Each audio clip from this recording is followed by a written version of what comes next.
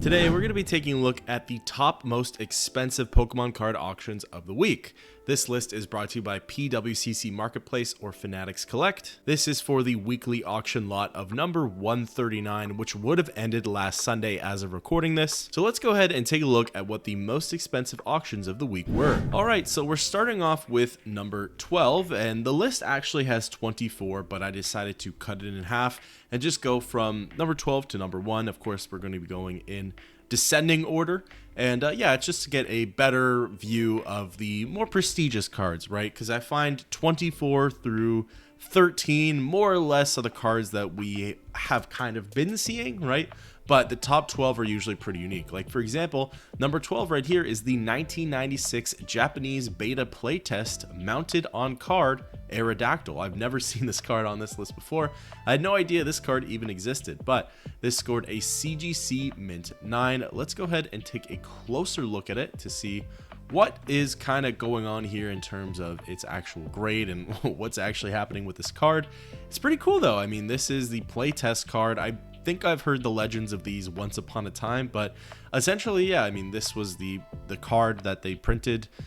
This is probably, I don't know, I guess, yeah, beta, right? Not the alpha kind of cards, but the beta cards, where this is like one step before actual Pokemon cards existed, right? If I had to guess. But yeah, this one's Aerodactyl. It kind of has the same sort of layout, right? You have your attacks over here. You have sort of the Pokedex entry, Ken Sugimori, the illustrator, right? Your HP, your name. It's pretty cool stuff, actually. I mean, we take a look at the back. Pretty much impossible to tell why it would have gotten a 9. My guess is centering, as silly as that sounds, but I mean, it is horribly miscentered. But yeah, I mean, honestly, it looks like a beautiful card. What a great piece to have in your collection if you were the one who would have purchased this.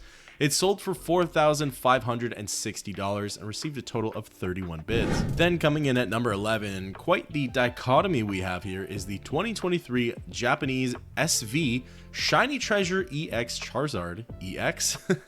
Bit of a double EX there, but this is literally the shiny alt-art Charizard from Paldean Fates, and this one scored a Beckett Black Label 10.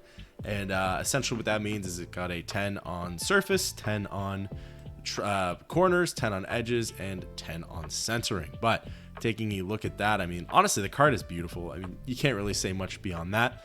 But I mean, we all kind of know this card if you're into collecting modern Pokemon. Taking a look at the back, yeah, I don't see anything wrong with it. Probably deserving of the Beckett Black label, and honestly, a bit of a cheat code if you ask me. You just get a Japanese very rare card, like this Charizard, for example, submitted to Beckett. Because it's a Japanese card and the printing standards are higher, you're probably going to get a very good grade, right? This card sold for $4,680 and received a total of 29 bids. Then up next, we have a 1999 base set Shadowless First Edition Holo Magneton. This scored a PSA Gem Mint 10. First Ed, Shadowless is pretty much the staple, right, when it comes to PSA grading. So, yeah, I mean, 1999 Magneton over here, holographic, awesome. First edition Shadowless, no shadow here, and then the first Ed sign, which, yeah, right over here. Really cool stuff, honestly. A beautiful card. Yeah, I mean, we've seen the first edition Shadowless thick stamp cards before. This one is not thick stamp, but I don't know if I've ever seen Magneton on one of these lists, at least this high up, right? But honestly, looks pretty good. I believe it got a 10, right? Yeah, I think so, right? I think it's deserving of a 10.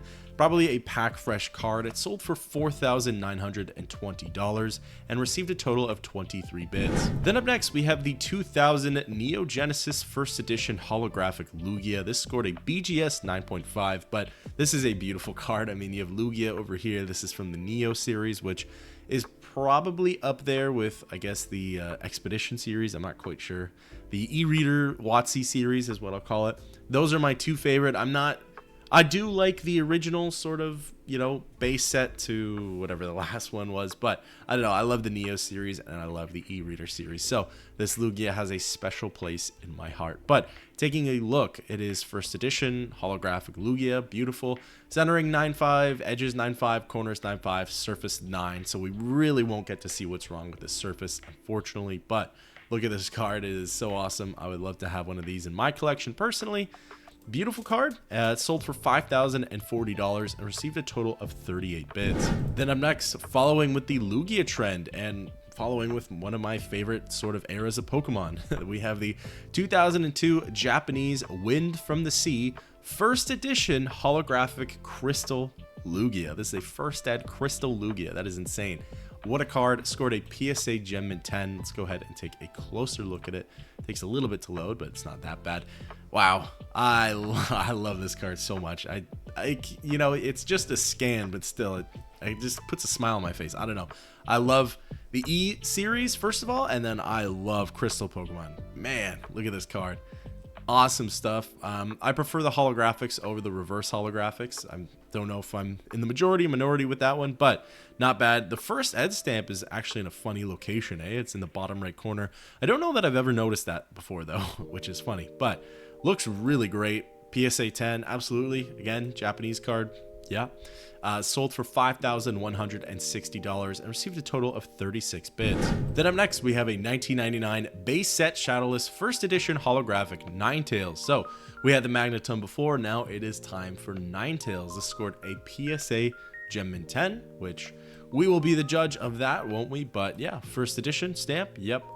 A Shadowless stamp, yep. Holographic, yep. Again, there could be holo scratches that we don't see on the surface because it's just really hard to tell, but you know, what can you do, right? But flipping it over looks pretty good. I mean, there's always some interesting stuff on the sides, but I really don't know what to make of that most of the time. So whether it's a weak 10 or a strong 10 and just the scan's all weird, I don't know.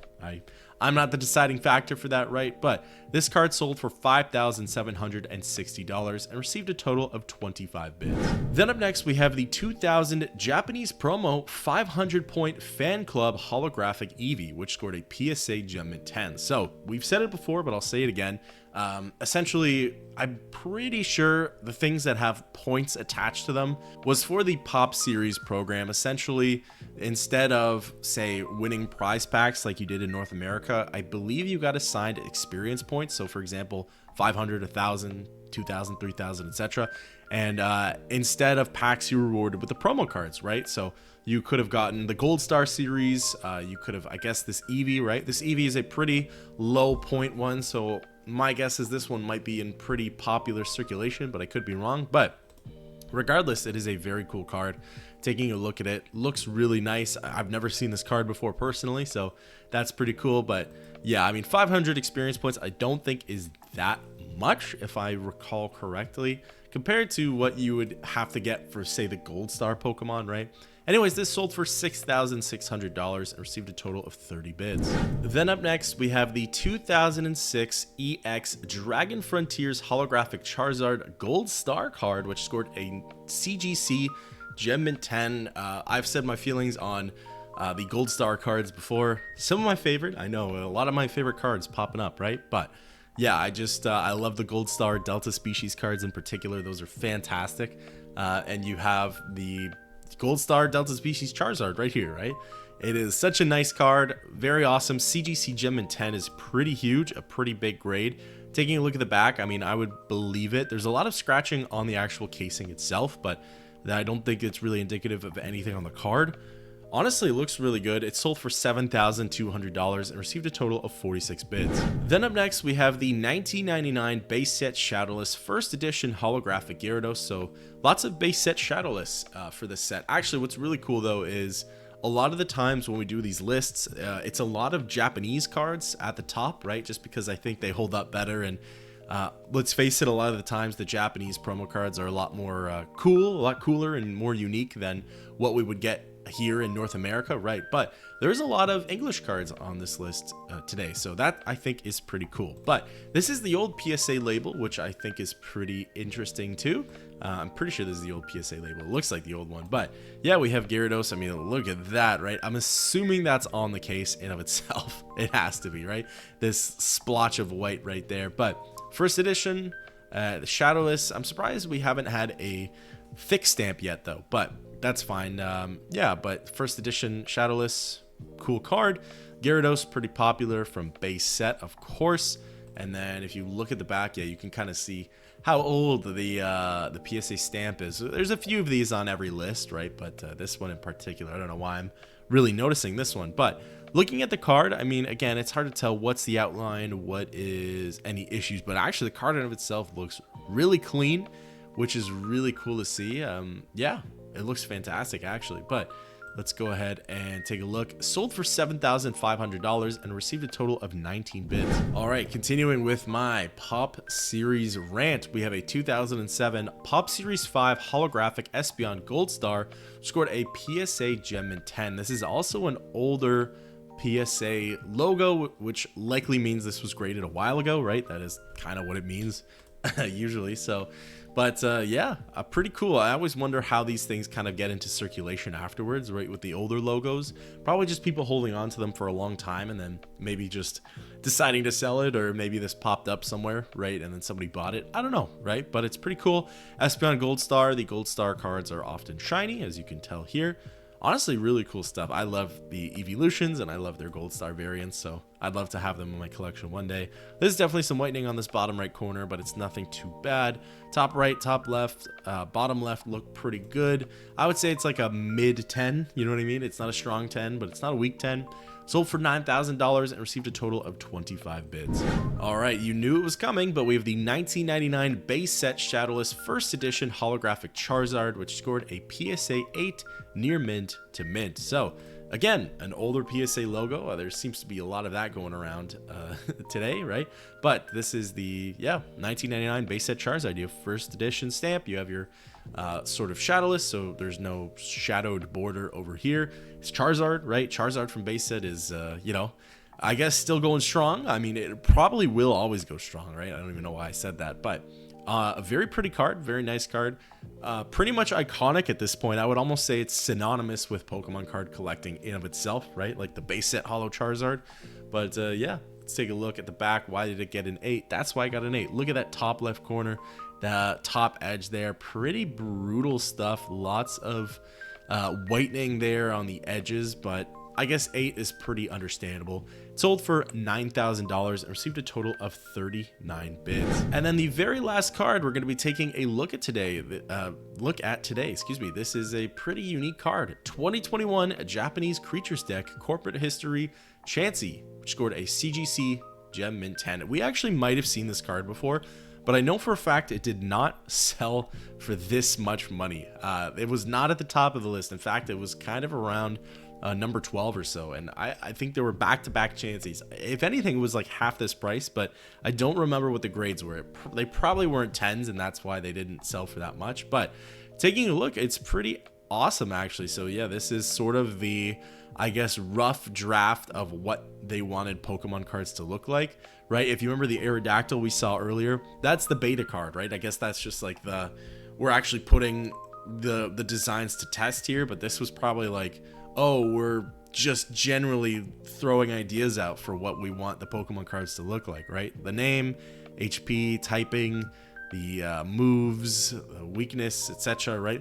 Pretty awesome, actually. Very, very cool stuff. And then the back is, well, sorry, I should, slow down here. 25th anniversary logo. So this was obviously for 2021 when that came out. It's holographic. And then you look at the back, and yeah, what's really cool, so 1995, what's really cool about these corporate history cards is that whatever the design is on the front, so it's this, I guess, Chansey from way back when, and it would have been drafted up in 1995. So in 1995, they then kind of put what was going on with Pokemon's history, I guess. And I guess, I don't know, I'm not sure what was going on then. I guess they're drafting up sort of ideas of what, what they wanted Pokemon to be, which I think is really cool. But anyways, this card sold for $18,000 and received a total of 35 bids. So that concludes the list for the top 12 most expensive Pokemon card auctions of the week, brought to you by PWCC Marketplace or Fanatics Collect. These were the top 12. There's 24. If you wanted to go take a look at the previous 24, please feel free, or the previous 12, please feel free to do so. I'd love to know your thoughts on these auctions down below.